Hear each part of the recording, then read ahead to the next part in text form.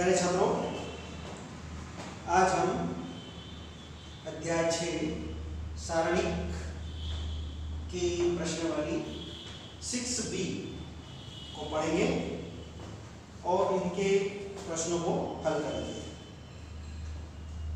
पिछली वीडियो में हमने 6A प्रश्नावली करी थी, उसमें दो कोटि के सारणिक, टू ऑर्डर्स के जो सारणिक थे, डिटरमिनेंट्स थे, उनका मान ज्ञात करना सीखा था, हल करना सीखा था। आज हम 6B में तीन कोटि के जो सारणिक है उन्हें हल करेंगे, जिसमें तीन कोटि का सारणिक का मतलब होता है जिसमें तीन पंक्तियां और तीन रो। और याद रखें, ये एक वर्ग मैट्रिक्स ही होती है, एक तरह से वर्ग सारणिक ही होती है, और जितनी पंक्तियां होती है उतने ही इसमें कॉलम होते हैं। ठीक है।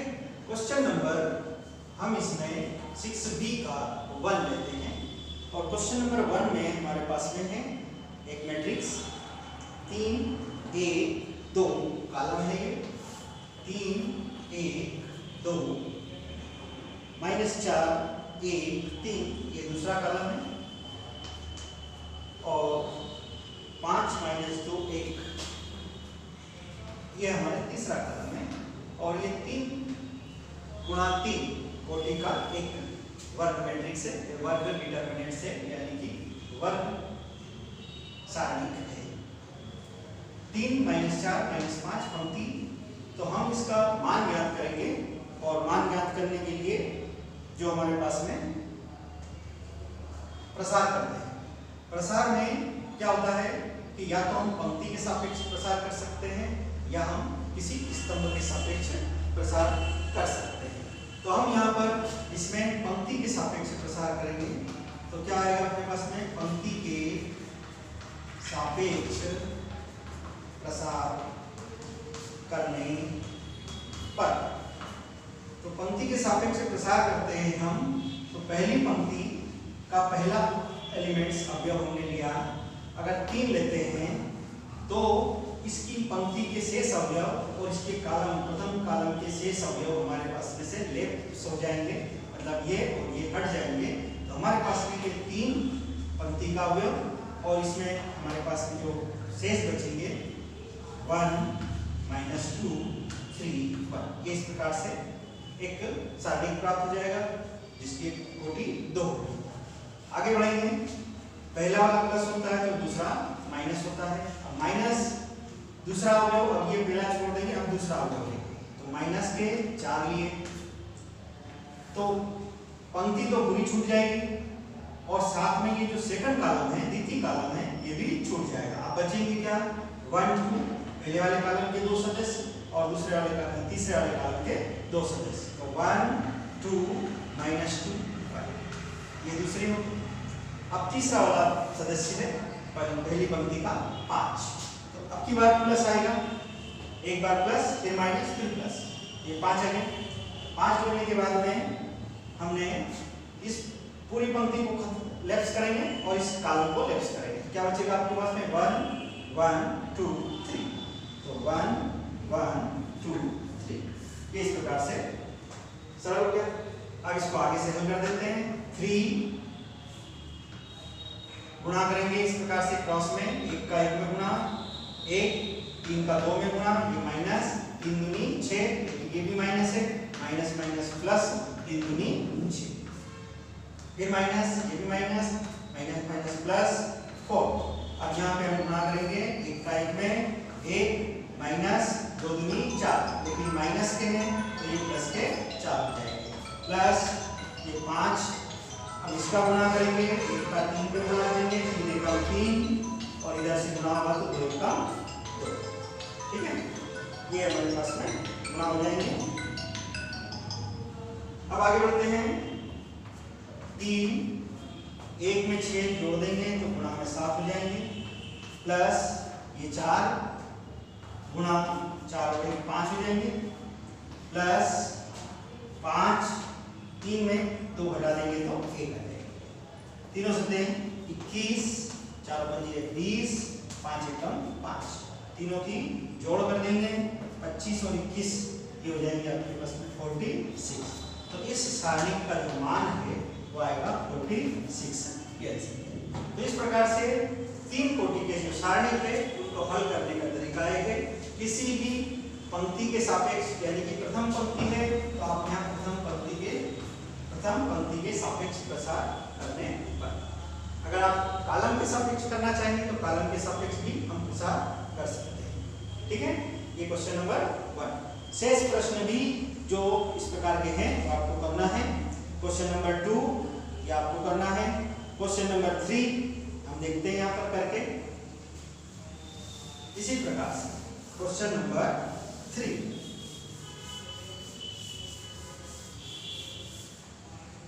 प्रश्न है, मैट्रिक्स हमें दे रखी है x y z, पहली पंक्ति है और दूसरे पंक्ति के 1 3 3 एलिमेंट्स हैं और तीसरे के 2 4 6, ये भी 3 बाय 3 कोटि की एक सारणी है।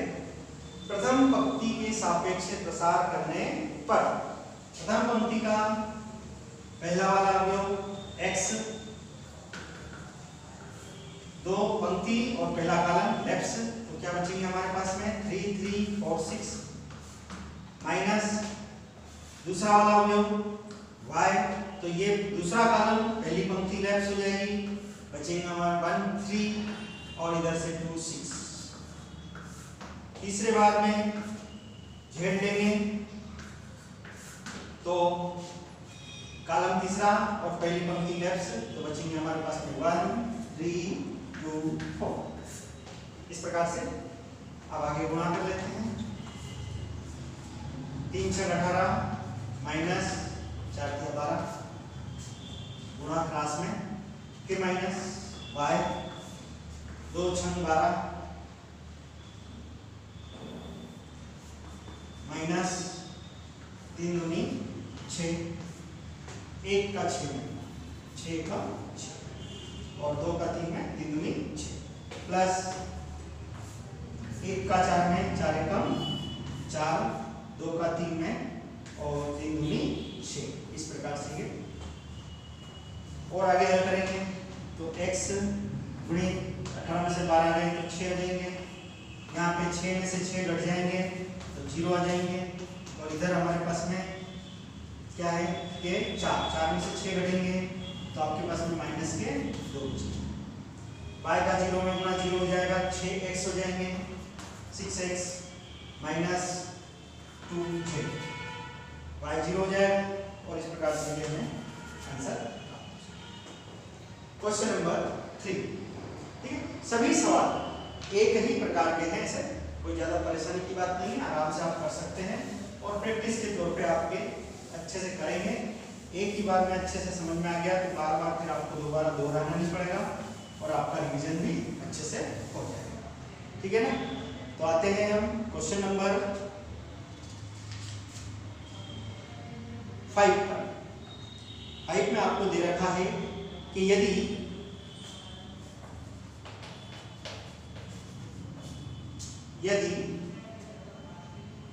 एक सारणी दिया है हमें x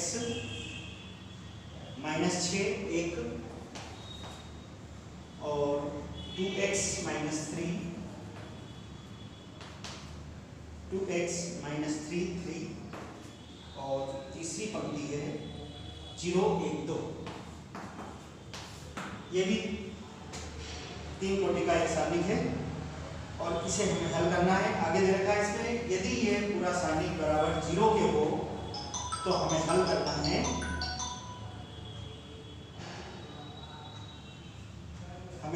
है इसको और x का मान बताना है। हो तो x का मान ज्ञात करें। ठीक है, ये प्रश्न है तो हम इसमें इसको लिख लेते हैं। ये प्रश्न है हमारा, मैंने प्रश्न लिख दिया है। अब यहाँ से इसको मैं हटा देता हूँ, हमारा सॉल्यूशन शुरू कर देते हैं। ये हमें दिया गया है, ये पूरा 0 के बराबर है ना। अपन चाहेंगे तो 0 भी एंड में लगा सकते हैं, पहले इस सारणी का मान निकाल लेते हैं। प्रथम पंक्ति के सापेक्ष सॉल्यूशन यानी कि हल। प्रथम पंक्ति के सापेक्ष प्रसार करने पर x तो ये पंक्ति और कॉलम पहला वाला लेफ्ट -3 3 1 2 फिर माइनस -6। तो दूसरी पंक्ति पहली पंक्ति और दूसरा कॉलम लेफ्ट हो जाएंगे तो आपके पास में आएंगे -2x 3 और 0 2। और तीसरे नंबर पे आपने लिया है 1 प्लस के 1, तो बने ये तीसरा कॉलम पहली पंक्ति पूरी लेफ्ट हो जाएगी, बचेंगे आपके पास में -2x -3 और 0 1। ठीक है, अब इसको हल करते हैं। x 3 का 2 में गुना 3 दूनी 6 माइनस के माइनस 3 का 1 में गुना 3 एकम माइनस माइनस प्लस इधर आपके पास में 6 माइनस 2x का 2 में गुना करेंगे तो माइनस के 4x और उसके बाद में इधर 0 का 3 में गुना करेंगे तो माइनस के 0 प्लस 1 इधर माइनस 2x का 1 में गुना करेंगे माइनस 2x और इधर 0 का 3 में गुना करेंगे तो माइनस के 0 का 3 में गुना 0 ये माइनस के 0। ठीक है, इस प्रकार से ये हमारा सरल हुआ थोड़ा। फिर आगे बढ़ते हैं, -3 और -6 मिलकर के माइनस के 9x हो जाएंगे प्लस 6 है ये तो 0 हो गया तो -6 24x हो जाएंगे और प्लस और माइनस माइनस 1 का 2 में गुना करेंगे तो 2x हो जाएंगे। ठीक है, अब चूंकि हमें पूरा डिटरमिनेंट्स का मान जो दे रखा है वो 0 दे रखा है तो हम लिखेंगे कि चूंकि, फिर एक बार और कर लेते हैं इसको आगे, -9x -24x -2x तो तीनों की जोड़ कर देते हैं तो 26 और 9 35 माइनस के 35x ये प्राप्त हुआ। ठीक है, अब आगे बढ़ते हैं। हमें दे रखा है कि चूंकि जो डिटरमिनेंट्स में दे रखा है उसका मान कितना है 0 है तो चूंकि -35x 0 है तो x का मान दिया जाएगा आपके पास में 0 और इस प्रकार से ये सवाल हल हो जाएगा। ठीक है, तो ये क्वेश्चन नंबर था हमारा 5वां और इसे हम इसको हल कर सकते हैं।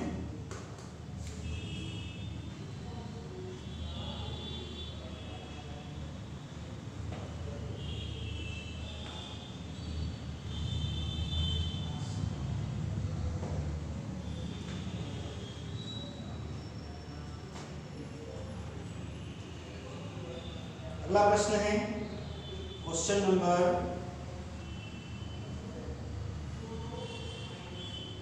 6। क्वेश्चन नंबर भी इसी तरह से 6 छठा वाला, इसमें भी दे रखा है कि x का मान ज्ञात कीजिए यदि डिटरमिनेंट्स a बराबर 0 है, मतलब जो मैट्रिक्स है जो डिटरमिनेंट सारणी जो दे रखी है वो 0 के बराबर है तो हमें ये बताना है कि x का मान क्या होगा। तो ये भी सेम इसी तरह से हल करना है, तो ये आप कर सकते हैं। क्वेश्चन नंबर 6 हल हो गया। क्वेश्चन नंबर 7 ये हम देखते हैं और उसके बाद के आप प्रश्नों को फिर हल कर सकते हो आराम से। सब एक ही पैटर्न पे आधारित हैं, एक ही तरह से सवाल हो रहे हैं सब। क्वेश्चन नंबर 7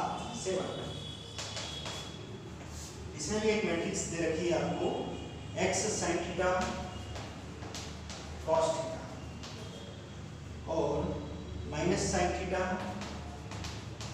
x माइनस के और 1 और तीसरे नंबर पे cos थीटा 1 और x।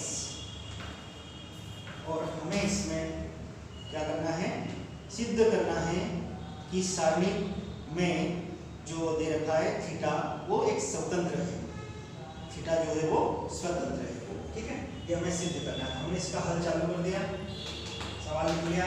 प्रथम पंक्ति के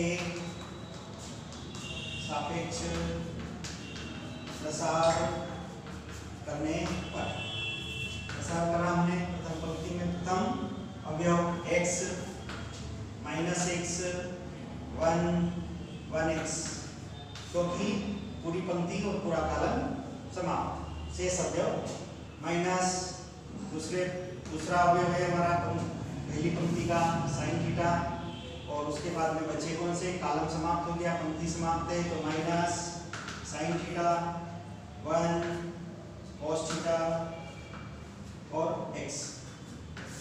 तीसरे नंबर पे हमने cos थीटा लेंगे प्लस cos थीटा, और अब आपके पास में ये वाली कॉलम समाप्त हो जाएगा पंक्ति के से ही, तो आपके पास में माइनस साइन थीटा x और माइनस के और cos थीटा 1 cos थीटा 1।